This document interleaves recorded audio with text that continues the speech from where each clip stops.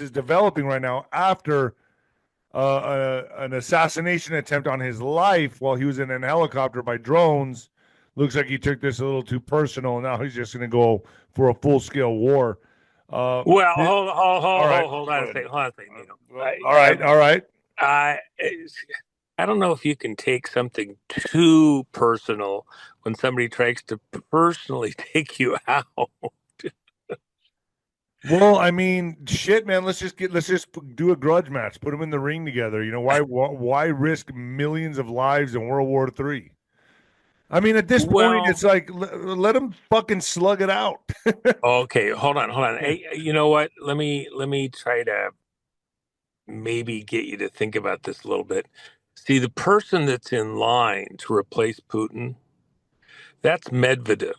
Right. Medvedev is the one that a lot of the Russian people want to be in power, and they're actually a bit annoyed and have been at Putin all the way along. I've told your audience numerous times that Medvedev is perceived as a much hardliner, uh, and much of the military, especially the families of people who've been killed in this whole monstrous situation, are pissed at Putin for not going harder, sooner, faster than he has on the whole Ukraine issue. Well, has it Uh, wasn't he waiting for Trump to get in and hope and in hopes that peace talks would arise? Wasn't he waiting on Trump's move? he has been, and Trump has been moving, but just to add one thing, Medvedev has been saying openly, even at times, that yeah, they probably just going to have to turn Ukraine to glass. Okay, Kiev specifically to glass. There's not going to be a way to negotiate your way out of this. Remember, Russian citizens were being attacked in the Donbass in this disputed area. Um, let's just put it in real context. First off, World Economic Forum, uh, they bragged about the fact that they'd spent $1 billion a year for a decade to foment the Orange Revolution in Ukraine. Remember that it was a um, um, this is where all the money laundering was taking place, all the various Western families and European families. Plus, we had promised at the end of the Cold War that we would not move 1 inch further east with NATO.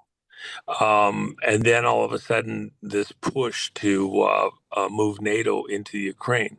The West has been the problem here. Plus, we told Russia after the collapse of the Soviet Union that they needed to find ways to engage with us economically and work with us and leave their, kind of Cold War methodologies that they could make a buck selling us goods out of Russia as opposed to selling arms to the world.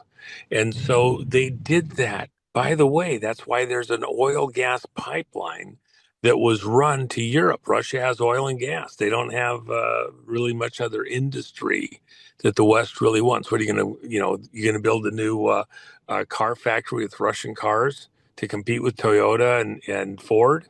You kidding me? So they have oil and gas, and they built a pipeline.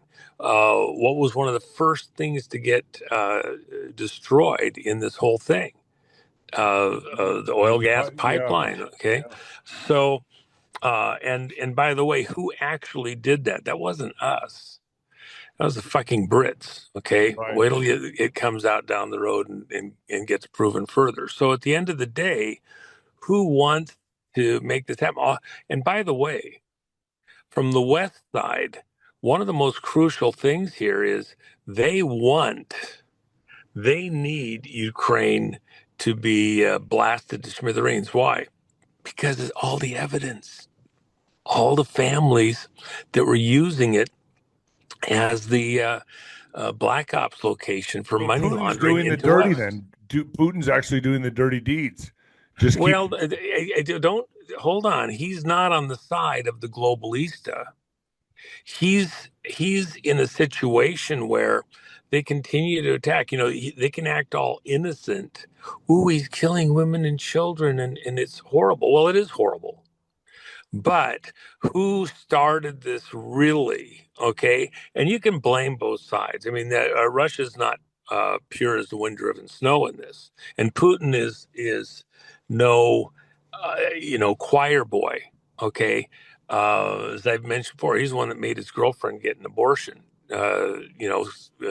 Because he couldn't have a child when he's already got a wife for image. He's the one that wants to be remembered and seen as John Wayne in this showdown, and the hero. But They have do great. you think the mineral deal we just did with Ukraine has anything to do with this? That kind of turned Putin off. Well, no, I mean the mineral deal, and Putin understands this. They want to rebuild Ukraine at America's expense. They've already been passing the word around that.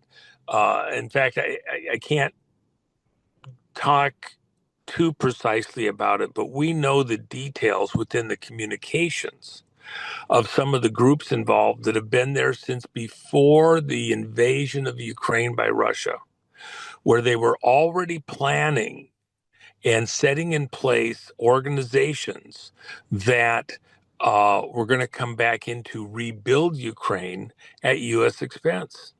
The whole, everybody was going to have to pay for this. It was going to be, $1 trillion operation. They used, half trillion as their starting place, but it was going to be way over $1 trillion by the time they're done. Think of all the bridges, the roads, the communications, the electrical, uh, uh, shoring up the nuclear reactors and things like that. There's so much money that's going to have to be spent to fix what's been done here, the population and repopulating and all that. And all these Western organizations, these goody two-shoe organizations, they were going to make massive money with no bid contracts to rebuild and help Ukraine. And who was going to pay for it? The American taxpayer was going to. So with that in mind, Nino, this whole operation has been planned for a very long time, and they were baiting Putin, pushing Putin's buttons until, in order to protect some of the Russians, he had to go in. And by the way, remember, you have the biolabs, 54 biolabs put in Ukraine, working on things to target the Slavic people, the Russian people. And that was there in Ukraine. And by the way, the army of Ukraine that was pushing all of this, they're Nazis. Look at all the tattoos. Look at all the symbology. Don't forget who they are. And we, the West, were backing them up. So it's not like we're clean in this, and it's not like Ukraine is clean in this. Okay, and then uh, this isn't the first attempt on Putin. This was just the most dramatic. What's he Right, but supposed I to mean, do? this is now ratcheted it up another level, correct? I mean, obviously, he's actually going to the extent now of 50,000 troops on the border getting ready to go in there. So obviously, Well, this hit pretty hard for him. but let's think about it again too. He's in the middle of the negotiations. They did a huge prisoner exchange swap the other day, and Trump is trying to get everybody to play nice and let's stop this.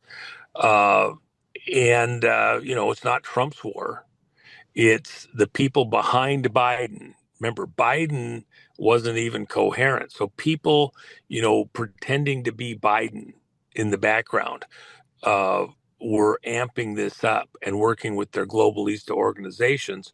It's the Putin, Zelensky, Biden war, if you will, and Trump's just trying to put a stop to it, stop the killing, and then we can try to figure out some kind of a resolution.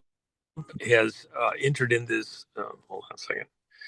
Um, I gotta stop something here. There's a call coming in.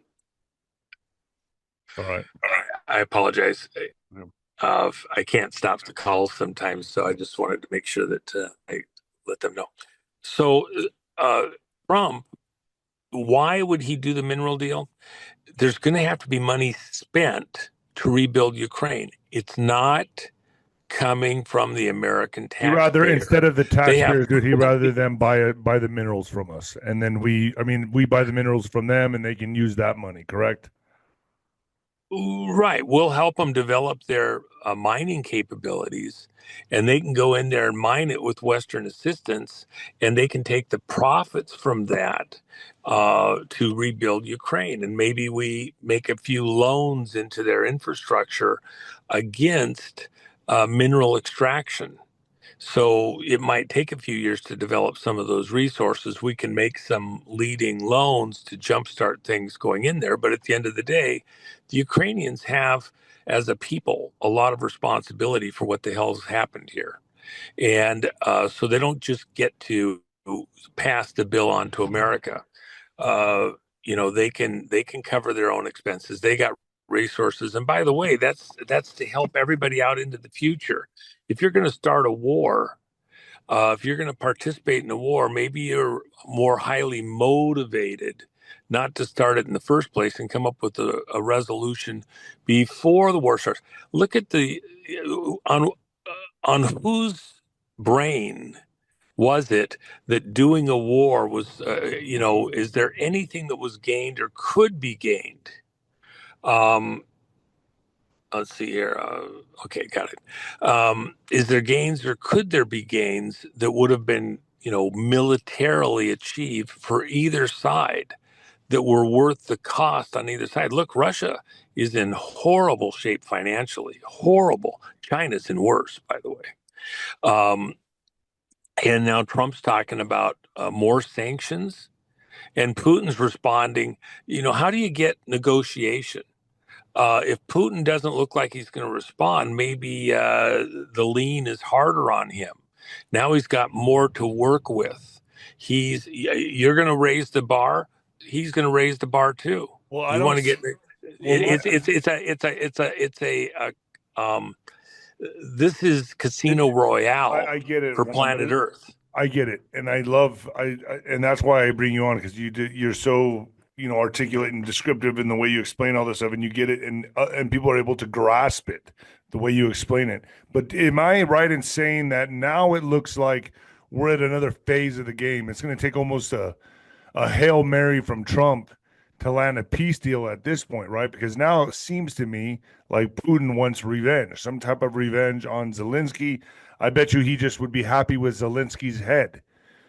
I mean, can't we Um, just give that to him? Can't we just give it to him with high heels and a bow on his head? Well, I mean, at some level, look, I enjoy having some fun at these people's expense myself, but you know, um, where Trump has come from, and I think everybody here has to understand, Trump is actually not flippant about this. He's not trivializing this. Think about how Trump dealt with Zelensky there in the Oval Office. He had a ceasefire agreement that both sides allegedly agreed to. Then Zelensky gets in there and is going to change the agreement. He wants a finished deal before he'll agree to a ceasefire because he was being advised, by the way, by a number of people internationally and U.S. citizens operating incorrectly, even in positions of authority, who were advising him not to sign a ceasefire till he had a deal for ending the war. Trump's position is do the ceasefire, then you're not trying to figure out how you're going to do the next attack or defending against the next attack. All of your energies can be applied to working out a deal. Um, he wanted a ceasefire. Why? Because he said the killing. Let's stop the murder. Let's stop the man. Too many people have already died. A million on each side. You got tens of millions of refugees across the world because of this and the expense and what's actually being gained here. So with that in mind, let's just pause so we can get to the right, Yeah, but end I mean, without at all this this point, pressure. Putin's going to make a move. It's obvious. He's ready to go in. He's not going to be stopped right now, right? I mean, after that assassination attempt on him, don't you think he's at least going to make this big move? Is he? I'm sure he wants to just turn, Ukraine into fucking dust. Well, I if mean, he wanted to do that, he'd just send over a couple of uh, nuke-tipped missiles and it'd be done with it. Okay, but then that would lead us into World War III, right? Then everyone would. right. And so he won't turn it to glass. So He's what's he gonna do? still well. He's talking about going in and taking control of some of this stuff relatively decisively, but he's putting all those troops on the line. The Ukrainians have been being helped by the West. Uh, the real turn occurred uh, a year ago, over a year and a half ago, when during the time period just coming up past Christmas, they started getting help with their drones, and the Russian military lost $100 million worth of armor, tanks and troop carriers and everything else. 1,500 soldiers at a minimum in 15 minutes when the first major drone response came in. Instead of firing from a cannon or a tank or something else, the drones would put the um, uh, warhead missiles or uh, shells right at the seams between the turret and the tank, right at the soft spot. They deliver it with exacting precision, and the tanks are vulnerable. It's just they get hit different ways, and you only have to miss it by a little bit, and they'll survive it. And so once you had the drone technology, it was low tech at a certain level and cheap. And that really started to change the war, including even look at this attempt on Putin in the helicopter, a drone. Uh, Well, I wow. mean, that right there tells me like he has to do something. He has to show strength. I mean, It's not just a matter of show. They upped the game. He has to up the game. One of the things that's not known in the West, where it really went to a different level, even for the NATO people, there was a particular point where Putin was just getting slaughtered on a bunch of fronts, and it was because NATO had a command bunker near Kiev that was where this was all being orchestrated from, and Putin put everything into that bunker. He hit it, he hit it again, he hit it again, he hit it again, everything. And there was about 300 people in that command bunker that was, top secret, and the Western intelligence was really coordinating and running in there. And so we lost some people out of the West. So, there's, uh, bad blood there, but Putin had lost a bunch of command personnel there also, so, on his side also, tit for tat. So, this thing is ramping up. Of course, what's our concern here? You do have a nuclear power. Remember, Putin sent nuclear intermediate range missiles into Belarus, and uh, they can join in also, and they have the keys. They don't have to wait for Putin. They so have the Juan, let me keys. ask you, let me ask you this. So if Putin does make the move of like, okay, let's go in, fuck it, nuclear, boom, hit him, blast it, end this now, then he starts World War III. In other words, then NATO has a reason to say now it's time to go all in. The elites win. Ultimately, they win the chess game because he made that move. He made the move of going nuclear or Well, let's be square. Newton's not going, or Putin's not going. Newton, Putin's not going nuclear. right. But that's what they Uh, would want him to do. But he's not going to do that. well, we're not to the end of this game yet. There's a point where there is, you're running out of options.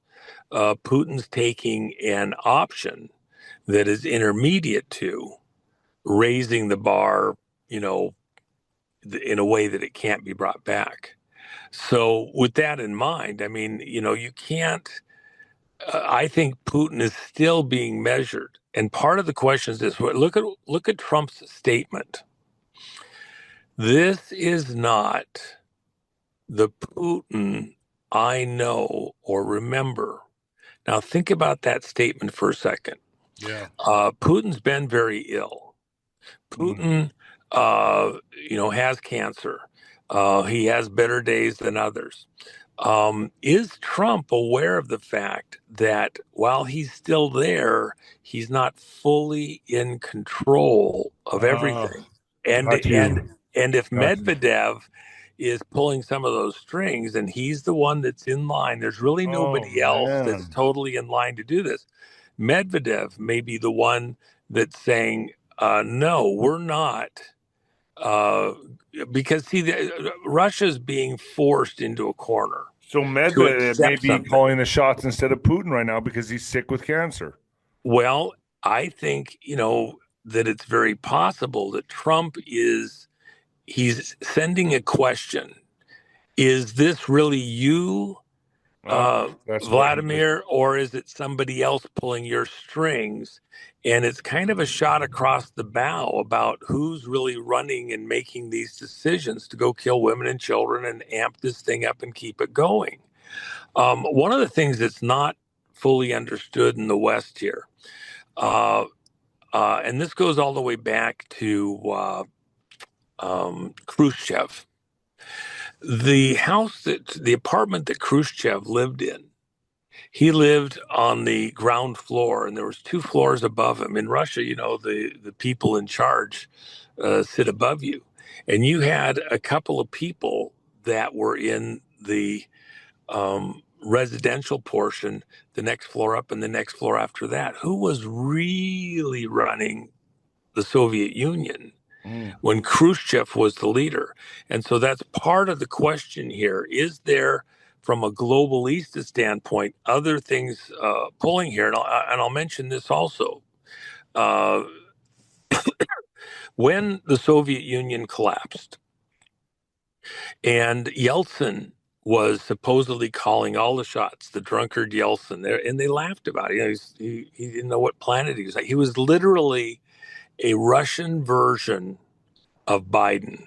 He was so drunk all the time that everybody had to kind of like, seriously, he cannot be in charge. There's no way. And he wasn't. When the Soviet Union was in such disarray internally, where tanks were being brought in to blast holes in the walls of the Politburo building, with kind of a Civil War thing. Remember those shots in the building? They're Yeah. firing tanks into rounds into it.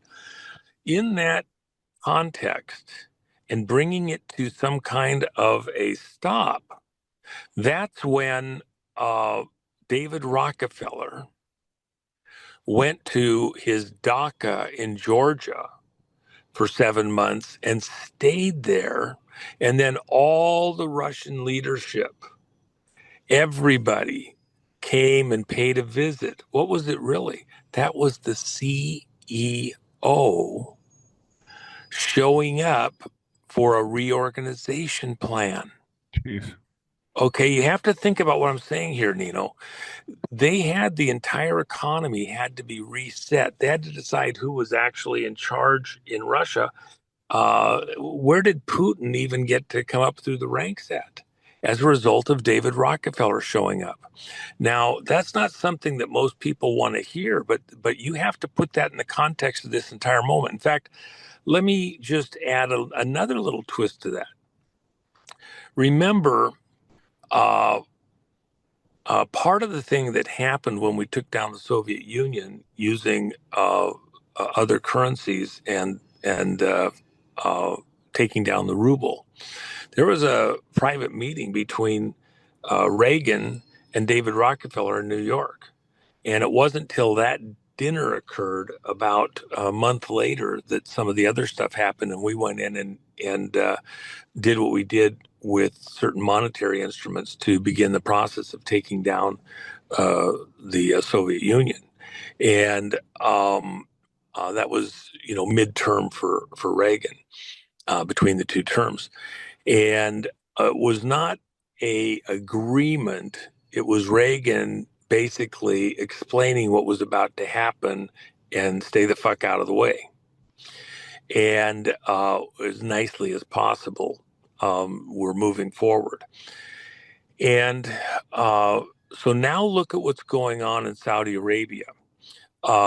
They're buying stuff. They're not going to spend their money on Russian arms, Chinese arms, other stuff. They're going to buy U.S. Same thing with Qatar and some of the other countries there in the region. But who really runs Saudi Arabia? Their money comes primarily from the Arab American Aramco, Arab American Oil Corporation. Who's the Arab? Well, it's pretty obvious. Who's the American? Standard Oil, Chevron, Rockefellers. Okay. Look at what's going on right now with the whole situation in Venezuela. Venezuela has a contract that ends on the 27th, today, I believe, today or tomorrow, where they're allowed to buy oil out of Venezuela. Now, the reason that that's really important, and Grinnell was supposedly had a deal to keep the agreement going. Trump, Rubio, they made it known. No, the deal's over on the 27th. Midnight on the 27th, no more allowing Chevron to get oil out of Venezuela and then move it into their international oil flow system. What's going to happen with Unopposed. Chevron? Well, hold on a second. You got to think about where I'm going with this. See, Chevron, we have all sorts of restrictions on who gets oil, where the oil goes, who's in charge, whatever. In this case, what you're actually having now is that Chevron's not allowed to funnel money to the Maduro regime in Venezuela by doing oil sales, oil purchases that put money into that, Marxist regime. Venezuela is now going to be in a whole bunch of trouble because they don't have Wow. that cash flow. And by the way, So that's and going to suck Venezuela dry. well, hold on a second. You got to put it. I'm trying to give you a globalist picture all the way back to America. What's coming is that your audience, as I've already said numerous times, I'm giving you the future. China stole the 2020 election in America. They did it because they were controlling Venezuelan data people and the Venezuelan built vote system that we now know of as Dominion vote system. Those Venezuelan technicians under Cuban military control were transported from Venezuela to Serbia.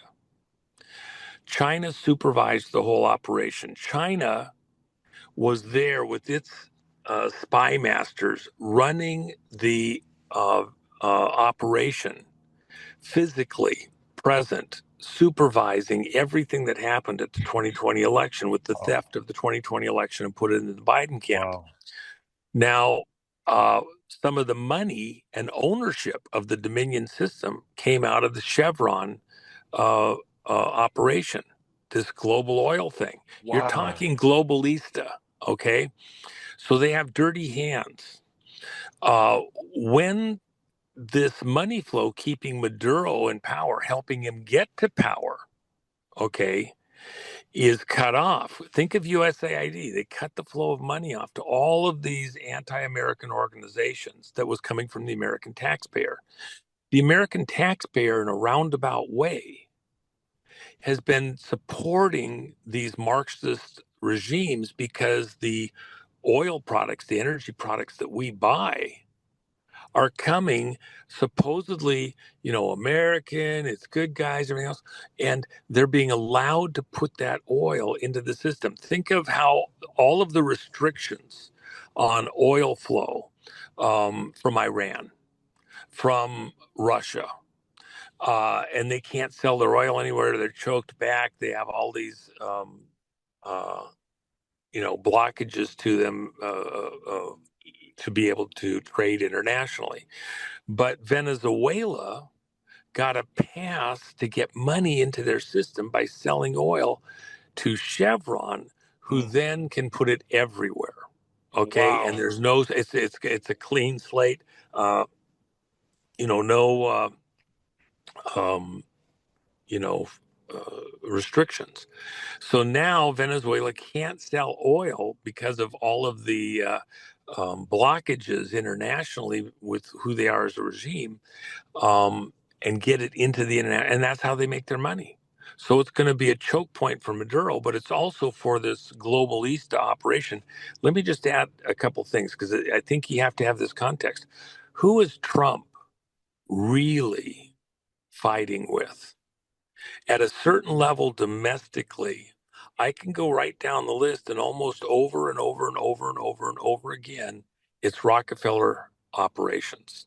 This legacy over 100 years of various groups, institutions, everything else, all tied back into Rockefeller operations. It's not even family; it's a machine. Okay, and by the way, there's a very select handful of people from that family who have actually, broken away, separated. They're like, oh my gosh, I don't know what to tell you. That do understand it. So I don't know at this point in time that it's even accurate So it's like to its own entity now. It's not it's even a family. yeah, it's a machine that was put in place over long time So it period. started with the family as the wealth of the family grew and grew into this It's still conglomerate. there. It still is, but Right, but it's the not family's not like exclusively really a that. part of this. It has its own. No, they're part of it, but Okay, so it's not exclusively so. It's something much bigger. The universities they supported, the right. institutions that are extensions of that, not dozens, not hundreds, thousands. Jeez. Okay, you see their fingerprints all Well, over what the about the place. Rothschilds? Well, that's more of a Eurocentric side. Okay.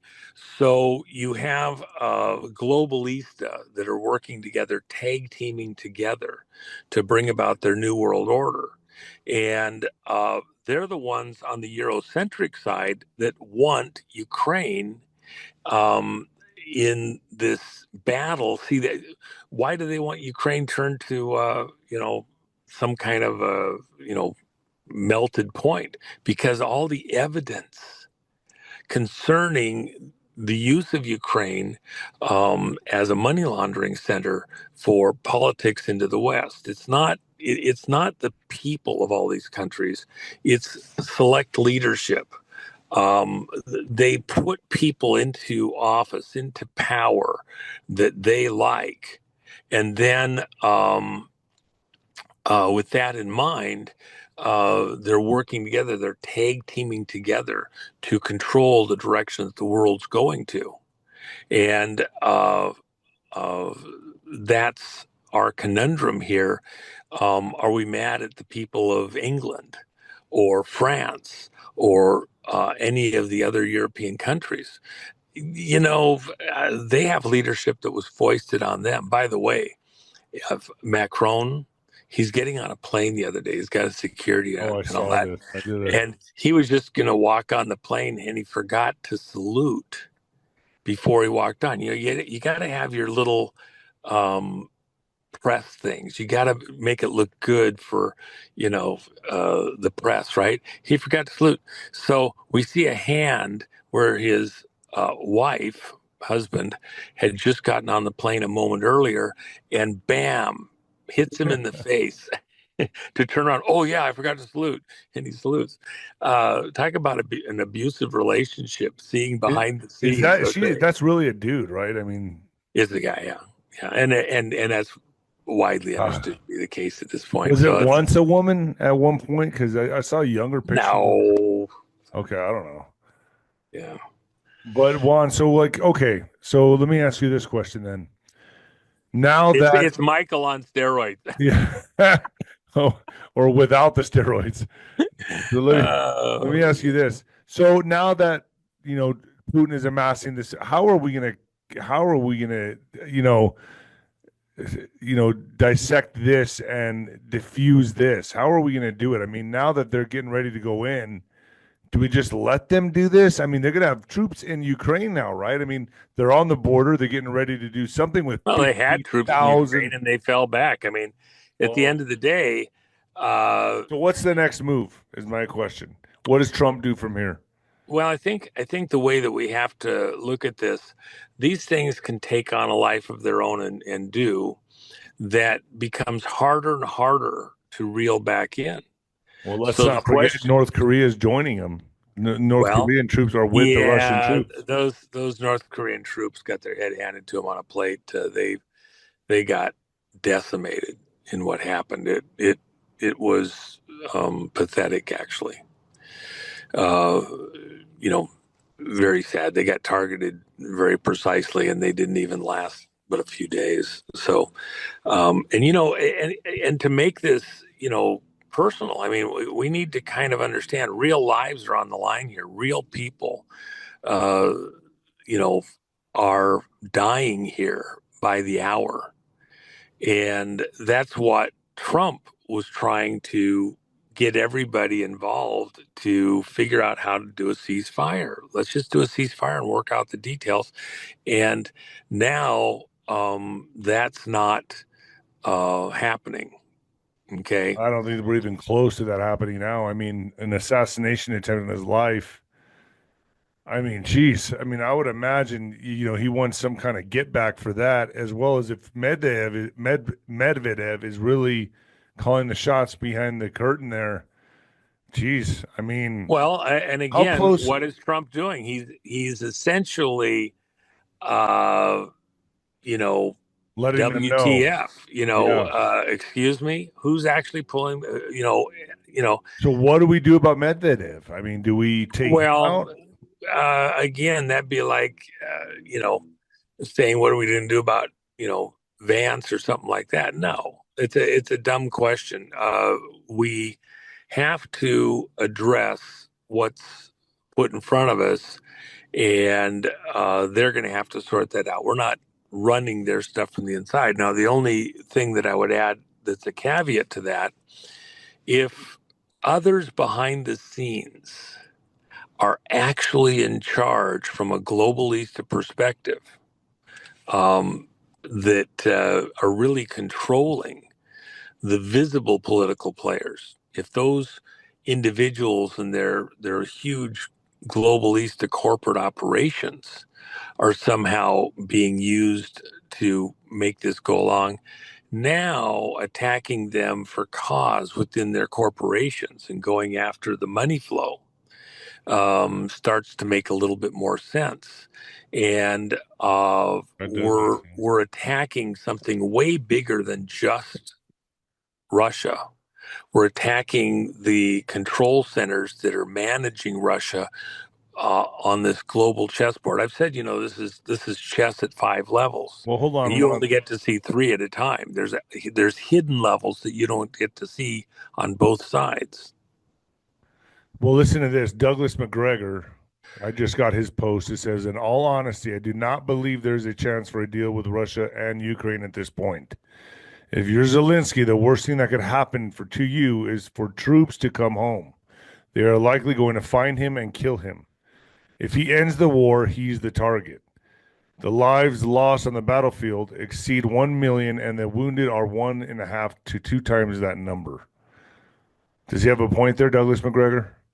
Well, he does because, of course, for the rest of whatever is his life, Zelensky's a hunted man, Yeah, no no way matter out of it. how this goes. Okay. So, Jeez. So he uh, has to continue the war to save his life. well, he's been advised by people, including here in the United States, to, you know, stay the course, not to sign Wow, um, a ceasefire, let alone that's a peace crazy. agreement. Okay. Unless it, suits their purposes. Well, it's never going to suit their purposes. No matter what agreement's brought, it's not going to be enough as far as they're concerned and reparations and everything Well, else. will the elites just let him die? They don't care, right? They'll just sacrifice him like a pawn, or would they take him and say, okay, if he ends a war or whatever, they'll take him and move him somewhere else, like a witness protection program. And I know people are laughing. I know, I already know, but I mean, there's no chance for this guy. He's a dead man walking. like no way out. Well, let me put it slightly differently. Um, how much trust can you put in any deal you make with the devil? People make deals with the devil all the time, Yeah. and they're keeping up their end of the agreement. At the end of the day, you made a deal with the devil. What what part, you're going to reign and rule with the devil in hell. Are you kidding me? What? Your situation when you get there is going to be unbearable, and you'll have to bear it anyway. So if you're such a dumbass as to make an agreement, a deal with the devil, then you're a fool. Yeah. And that's what these people are doing. And at what point, if you've made a deal with the devil, can you then say, "Oh, you know what? I've changed my mind." Yeah, never mind. Forget it. Yeah, He's so deep into this now. He's a dead well, man. again, and you're playing for global stakes. See, uh, once you start to go after their money machines, remember, the world energy makes the world go round. Energy is the most important thing. When Nixon threatened David Rockefeller and the Rockefeller machine, do you know what he threatened him with? This What? is almost unknown. I've mentioned it to your audience before. You're not going to hear this anywhere else. Nixon had uh, a spy team that was created called the Houston Project. And most of the people in there were sex fiends, mostly gay and like that, because Washington, D.C. is bizarre, okay? Prostitutes, hookers, male and female. And so why did he do that? Because he wasn't getting honest answers, real information from CIA and FBI, and he understood that. And so he created his own spy team, and that was the Houston Project. And his number one spy, and you can go out and look at this, and there's newspaper reports on it. I'm not telling you something that there's not an ability to go out and vet and verify. The guy that was his number one guy, who actually found out about what was going to be the Watergate break in, and found it out from a transvestite security guard at the Watergate Hotel in advance. He reported to Nixon what they were going to try and do and set him up. Nixon thought that was a bridge too far. He trusted the people around him and thought, no, they would never do this. Well, he was wrong, and they did. And the spy and the source over at the Watergate were absolutely on point, nailed it. So when it was obvious Nixon was going to have to go, and as leaving office, are they going to come after him? What he did is he wrote down the formula in a grease pen on the body of this person in a, you have underground ways to move underneath the White House to adjacent locations. And so this person was brought to an adjacent location, underground location, and met with Nixon there. All the presidents have that available to them. And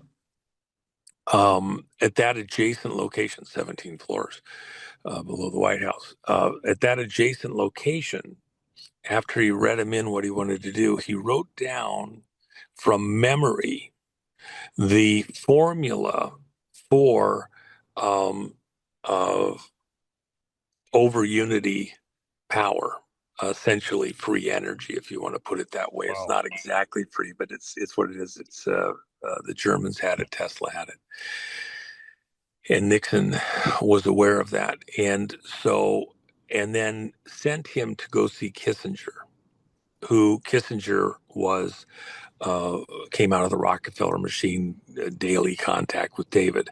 In fact, when Nixon lost to Kennedy, uh, and he was brought in as an attorney, and he worked, 100 feet down the hall from David Rockefeller, 150 feet, and in between his office and David Rockefeller's office, this building had two addresses. We walked through the building there in New York, and one side is one address, the other side is another address, but it's one hall to go through the two parts of the building. David Rockefeller's office is two offices over, and Kissinger was in between. Why did Nixon use Kissinger when he got into power, when he won the presidential election? Kissinger came with Nixon. Nixon understood this. Nixon was really trying to do an op his entire life, going back with what happened with Eisenhower, MacArthur, the whole schmear. Much of what people know as the, 17th letter operation has its origins all the way back to MacArthur, by the way, and Eisenhower. And Nixon was part of that. And so when Nixon sent that formula over to Kissinger, it was a threat.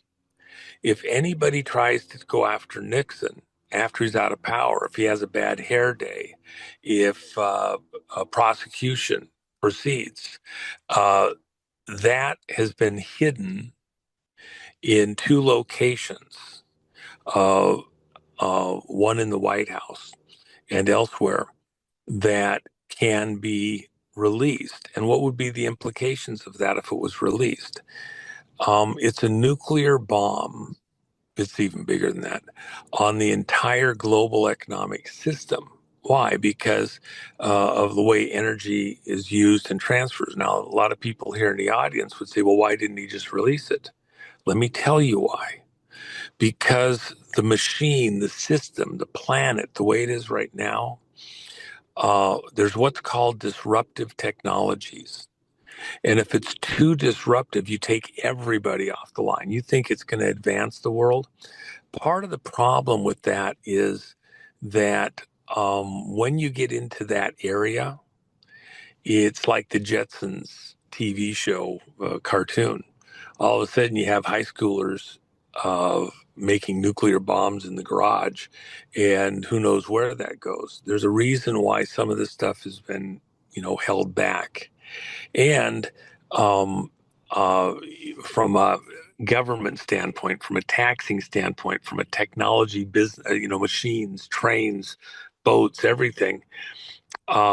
If you don't have a smooth transition into that, which takes not just years or even decades, it's longer than that. You need to have a relatively smooth transition. In fact, that's why Trump, I had a lot of people that got all stressed out because Trump did this executive order concerning the SMRs, the small nuclear reactors, modular reactors, as though he's, increasing nuclear waste and it's going to be the end of the world and everything else. China's building one a day. Jeez. We should be doing similar. In fact, China's in the building last, one a day. yeah, They're getting in ready, man. Their whole objective is to take out America. well, hold on. Let me just say this one thing. Trump, when in his first term, in the last days of his first term, uh, signed an executive uh, action directing the Air Force to proceed with perfecting and deploying SMRs for military bases and operations, specifically starting with the Air Force, that would allow them to have local power without being reliant on the grid or on gas generation, things like that. So it provided a mechanism, and we have these. It's just that he made it so that they were more cookie cutter, cut and paste, and pick a design, and that's the one we're going with. And there's a lot of different designs that are out there. The beauty of these, these are arguably as small as a semi truck container. And if you're doing the pebble bed or things like that, maybe you have essentially a location that's, 10, 15 acres and the power transfer station adjacent to it, and you bury one of these things in the ground, you never open it up again. It's not, it can't make stuff that's weapons grade. It's a low power reactor. They last 80, 85 years. When you're done, you just leave it where it's at for 200-300 years. It's not like the reactors that everybody knows and sees today. Do it on a military reservation, even if you crack the thing open, which it's, extremely ballistically sound. You hit with a nuclear bomb, and whatever the nuclear bomb had is way more radioactive than what would come out of the reactor. It's low level background radiation in 200-300 years. So at the end of the day, these make perfect sense. They're less environmentally impactful at every level than it is to frack the ground and crack it, half mile, a mile, 5 miles down. It's the gases that get released, some of that, or to transport it or worry about an oil spill. Not these SMRs are fantastic. Put them on a military base and transfer the power out from there, and let civilians operate it, Juan, create economic zones, and let the businesses come in and pay for it. The government doesn't have to pay for it, and get the power. You run Las Vegas off 2 small reactors, and but the Hoover Dam runs Las Vegas, doesn't it? yeah. Juan, do you want to finish this conversation on YouTube? Sure. Well, we'll go there because I want to talk about some other things on YouTube. Fluff tube, as I like to Well, call let me add this one thing. By the way, it's Memorial Day, it. Okay. and my entire day today, even over the last week or two, but my entire day today has been all about Tina Peters. And I think we have a beautiful direction forward that will probably be public. I just, even while we were on the call here just now, I had confirmation from a couple locations that a certain thing is about to happen. It doesn't get her free, but there is upping the game. And Is she safe in there? Is she healthy in there? well, this is cumulative. She's been there in a very tough situation. Gold Star mom. God, It's she's almost 70. Uh, unacceptable. Her son died in a he was a Golden Knights parachutist and died in a demonstration. Some interesting stuff there that 2 chutes failed to deploy type of thing, and questions on that, on stuff that he was involved in. But at the end of the day, it's got to weigh on her. We haven't forgotten. There's great folks, and by the way, even with President Trump, several weeks ago, President Trump had a meeting in the Oval Office, asked everybody that had pieces of this to be present and explain to him where we're at and what, is the plan moving forward. The problem for President Trump is he hasn't been presented with a point of entry that makes sense and that can be justified thus far. He can't just arbitrarily Tina's out. It's a state situation. State issue, right? Yeah, and so you can't be, you know, jumping into state But situations, set Juan, we're precedents. moving in the right direction, right? I mean, it looks like she'll get out. No, that's not at all what I said. So does We it look are like it's going in the right direction at all? I believe this, everybody will know what's transpired probably in the next 24 hours. Yeah. And, the bar is being raised, and nobody's sitting on their hands here, including the president. It's, it's a tough situation. So what really is needed, you can hand wring, you can throw stones, don't throw them at the wrong people, don't say Trump didn't do this or he should do that or whatever. Really, really, really smart people with real histories are looking at this with all the things in mind, including the fact that the 2020 election was stolen by China with collusion with the Cubans, Venezuelans, and a bunch of business people. Look, even, think about this. If you start getting into all this, uh, who read Zuckerberg in? Who is Zuckerberg? Who put, 400 million into the drop boxes? Who was behind COVID? I'm sorry, but when you get to the end of this, COVID was central to that win, to create a context where you could make the vote happen in a certain way and guarantee the win. Okay. And even when we go back to Ukraine and all these other things, why is that so relevant? Because it was all part of this takeover of planet Earth. It's not just America that had its vote captured. 71 other countries plus America, by way of reverse 17, um, had their elections stolen. Jeez. Stolen. They have people in power that weren't the will of the people in those nations.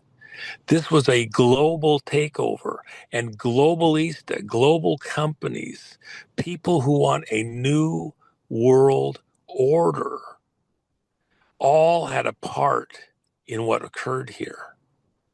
And we have to dismantle that whole machine. And that's why what Trump is doing is so huge. And unfortunately, within all of that, even the disclosures on certain aspects of it are months away, long months away. So you can't get ahead of that when the whole globe is on the line. There's Right. things that would have an impact on Tina's case that are coming, but they're not in the legal sphere yet, whether it be Justice Department or military. And so there's nothing to pivot off of yet. Do you accelerate that timeline, which is really end of summer, early fall, um, and get out of step over one person? So there's work that has to be done to get in the right position. And don't think for one second that everybody, including President Trump, who called an Oval Office meeting, what the fuck is going on here? What's the plan? And didn't get an answer because there wasn't clear, easy answers under the circumstances. This is a moment where prayer is required, something unusual. And in fact, there's an upping of the game that's occurring right this second. Hopefully, it'll be complete even as the day goes on and Will early you let tomorrow. me? Will you let me know? Will you come on and update my audience, or is it something you're going to keep private for now? It'll be no, people will know about this. It'll be out there, and it's important. I mean, and this will happen in hours, not days. So Okay. I'm very encouraged. I think Tina's very encouraged. People around Tina are encouraged, but it's a step. It's not, an end of the game. It's not instant. It's coming at it with fresh perspective and try to get this where it should be. So, and Gotcha. Colorado's not backing off. Right. Of course not. Easy. The governor like that, he could take action, but he doesn't want to because again, U.S. headquarters for Dominion's right there in Colorado. That's insane. Okay, so That's they don't want to insane. get pantsed right there in public. They can't admit to it. Okay, Yeah. so they're not backing off, and They're gonna die in this fight. They're gonna go down. They're gonna go down in well, they've fire. taken a side, and they're not going to back off. Yeah. And I They're not. and can they? No. At some level, is that a realistic expectation with everything that's on the line for them? No, there's a reason why they went after Tina in the first place. Juan, So, yeah, let's jump on YouTube. Are you good with that? yeah, sure. Okay. All All right, right. folks.